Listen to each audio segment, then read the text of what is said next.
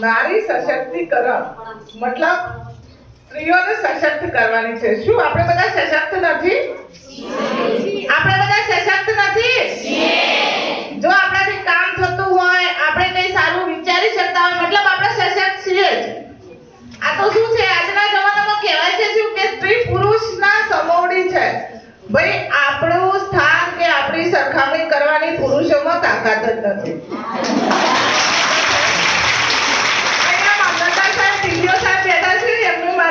Sorry કહું છું કે તમને ખોટું ના લાગે, પણ સ્ત્રીમાં એટલી તાકાત છે કે એની સરખામણી પુરુષો કરી જ ના શકે. પણ જો આજે આટલી બધી મહિલાઓ ભેગી થઈ છે તો મારે ખાલી તમને એટલું જ કહેવું છે કે પુરુષો આપણી સરખામણી ના કરી શકે એનો મતલબ એવો નથી કે આપણે પુરુષોના માથા ઉપર બેસી જવાનું છે. ઘરનું કામ આપણે જ કરવાનું હોય છે. આ કોઈ ગીતામાં કે કોઈ રામાયણ મહાભારતમાં લખેલું નથી, પણ જે પ્રાચીન સમયથી આપણી સંસ્કૃતિમાં જે આવે છે ને તો આપણે જ કરવાનું છે ભાઈ. પછી કેવું છે, એની સંસ્કૃતિ એવી છે કે આપણી દીકરી જો સારું ભણી લીધું તો પછી સંબંધો તોડી નાખે છે. થાય છે ને આ બધું ભાઈ? આ બધું ના થાય એના માટે તમારે કામ કરવાનું છે. હું કે અહીંયા જે બીજી જે મહિલાઓ કે બહેનો બેઠેલી છે એટલાથી નહીં થાય. તો જો તમે બધા ભેગા થશો તો તમે તમારી દીકરીઓને ચોક્કસ સમજાવશો કે ભાઈ આપણે ભણીને આગળ આવવાનું છે, ભણીને સંબંધ નથી તોડવાનું, કે ભણીને આપણું ઘર નથી ભાગવાનું. કારણ કે એનું જે ભાભર તાલુકામાં મેં અત્યાર સુધી જોયું છે, જો 4 છોકરીઓ ભણે તો સંબંધ તોડી નાખે છે.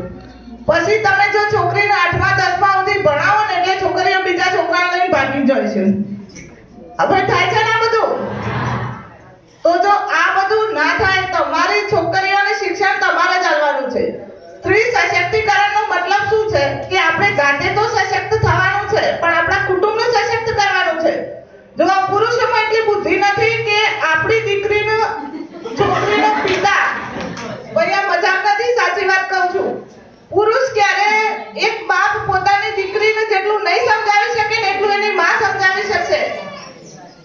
કારણ કે આપણો જે સાડીનો પાલો છે, પાલોને ગોઠ વાળેલી છે ને ગોઠ શેની વાળી છે? આપણી ઇજ્જતની, આપણા ઘરની માન મર્યાદાની. તો તમારા જોડે જે તમે અત્યાર સુધી માન મર્યાદા તમારા કુટુંબની રાખી છે ને એ જ માન મર્યાદા તમારી દીકરી રાખે ને એની જવાબદારી પણ તમારી જ છે. તો પછી આના માટે તમે શું કરશો?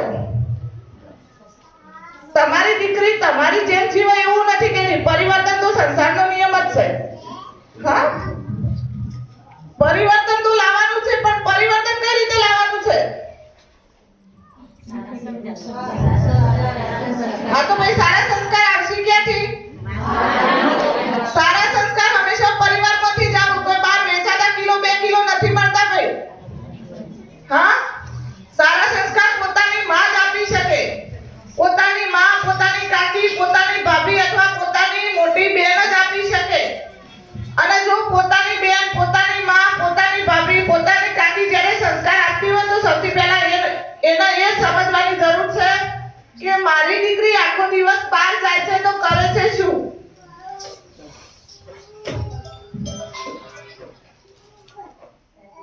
મારી દીકરી કોલેજમાં જાય છે, મારી દીકરી 10મા ધોરણમાં ભણે છે, મારી દીકરી 8મા ધોરણમાં ભણે છે, તો આખો દિવસ શું કરે છે? આખો દિવસ કોને મળે છે?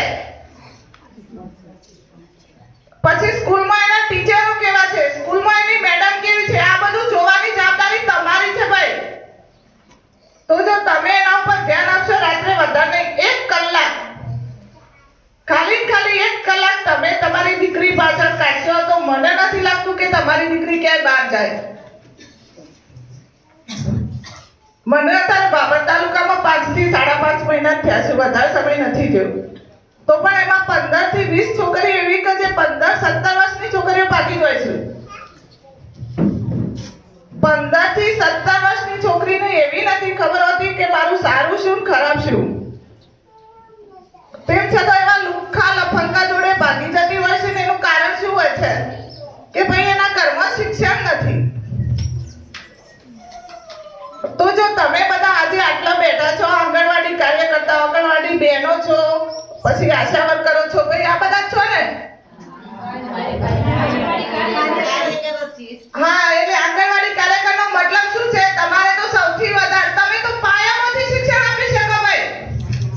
છે ભાઈ, તમારી જોડે કેટલા વર્ષનું બાળક આવે છે?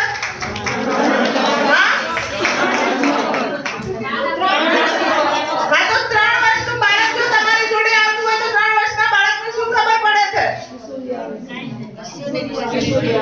કિશોરીઓ મતલબ 3 વર્ષના બાળકને કઈ જ ખબર ના પડે. જેવી રીતે કુંભાર માટી લાવે છે તો જે 3 વર્ષનું બાળક રહીને એક ખાલી માટીનો ગોળો જ છે.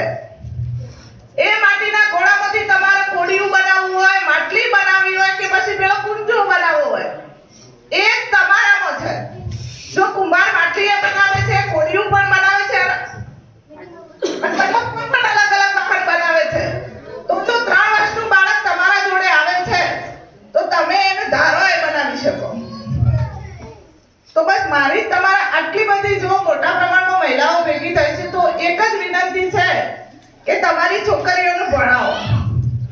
તમારી છોકરીઓને ભણાવવાના સાથે સાથે ગણતર પણ તમારે ચાલવાનું છે કે ભાઈ મારી દીકરી છે તો એને હું શું શીખવાડું. તમારા બધાની જિંદગી તો જોઈએ પણ તમારી છોકરીઓની જિંદગી ના બગડાય, સારા વ્યવસ્થિત ભણે અને સારા વ્યવસ્થિત ઘરમાં જાય. સારા વ્યવસ્થિત ઘરમાં કઈ રીતે જશે? કારણ કે આપણે એટલી છોકરીઓને જ ભણાવવાની, છોકરાઓને ભણાવવાના જોડે જોડે. કારણ કે અત્યારનો સમય કેવો છે, જો છોકરી 8 વાગ્યા પછી ઘરની બહાર જાય તો ના ચાલે, અને છોકરો ભલે 12-1 વાગે આવે તો કશો વાંધો નહીં, તો છોકરો છે ને ભાઈ, આ ચાલે? છોકરી છોકરો સરખા છે ને? નારી સશક્તિકરણ મતલબ શું છે? પુરુષો અને સ્ત્રીઓ સમાન છે. નારી સશક્તિકરણનો જો આપણે બીજો અર્થ કાઢીએ કે સ્ત્રી સશક્ત છે, મતલબ સ્ત્રી પણ પુરુષની જેમ સશક્ત છે. મતલબ શું થયો કે જો છોકરી 8 વાગ્યા પછી ઘરની બહાર ના જઈ શકે તો છોકરો ના જઈ શકે. જો મારા છોકરાના કારણે કોઈ બીજાની દીકરી ત્યાંથી પસાર થતા ડરતી હોય, મારો છોકરો એવો લુખ્ખો લફંગો છે અને અહીંયા ઊભો છે ને એના કારણે જો કોઈ બીજી છોકરી ત્યાંથી પસાર થતા ડરતી હોય તો એમાં ભૂલ કોની છે? કોની છે ભાઈ?